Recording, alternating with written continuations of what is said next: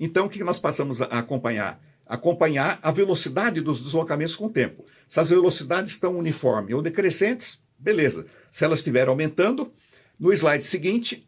Em vez de você analisar o valor, você analisa a tendência. Analisa a tendência. Exatamente. Joga aí o slide seguinte, por favor. Esse slide ele mostra justamente, né? Nós passamos a acompanhar também o delta do dial.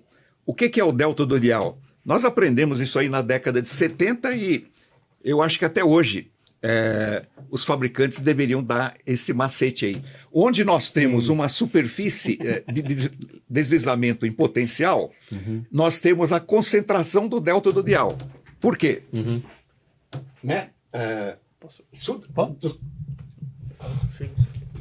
Se o deslocamento é vertical, né, porque logo depois da instalação é vertical, o tubo, né, o tubo guia do inclinômetro é instalado verticalmente. Exatamente. Se é vertical, praticamente zero deslocamento. Conforme ele começa a inclinar, né, devido à existência de uma junta de cisalhamento, ele vai aumentando, passa por um pico e depois vai diminuindo e volta a zero. Então, a grande vantagem, né, desse gráfico, eu sempre recomendo, todo inclinômetro deve ser acompanhado, né? A gente sempre faz isso na CBMM, a gente estávamos fazendo também, né? A gente faz o gráfico dos deslocamentos horizontais, né?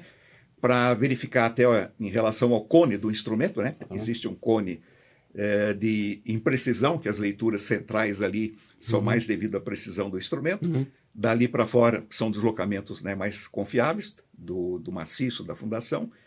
E junto com um gráfico ao lado mostrando o delta do dial para saber se está havendo alguma superfície potencial de ruptura. Que é, traduzindo para o que nós normalmente falamos, é os deslocamentos incrementais e os deslocamentos acumulados. Muita gente tem a tendência a olhar somente para os acumulados. Eu costumo dizer, os acumulados, dá para ter uma ideia do valor, mas eles também acumulam erro.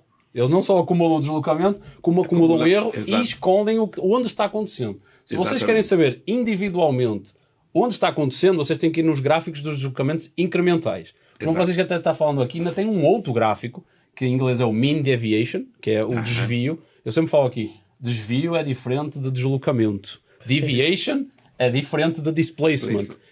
Mas chamando aqui o fabricante tem que aparecer aqui, porque eu tenho que lidar com isso, essa ladainha de desenvolver o algoritmo e trabalhar com essas coisas, e eu levo sempre essa para... E como eu trabalho com isso, é os incrementais que vocês normalmente vêem logo já, é muito importante isso. E em função, o André, desse aumento, né, da velocidade dos deslocamentos, quando estava faltando cerca de 10 metros, né, para terminar a construção da barragem, tivemos reuniões, né, emergenciais lá, juntos com o pessoal da CESP, que era o cliente, Promontemag, etc. E depois, né, com o pessoal da empreiteira.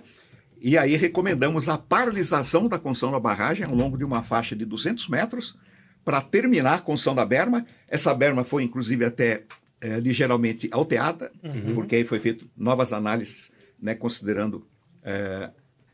um círculo potencial, né, de ruptura pela camada então a berma foi ligeiramente alteada e depois, né, o maciço acabou de ser construído, a barragem passou pelo enchimento do reservatório e não tivemos maiores problemas.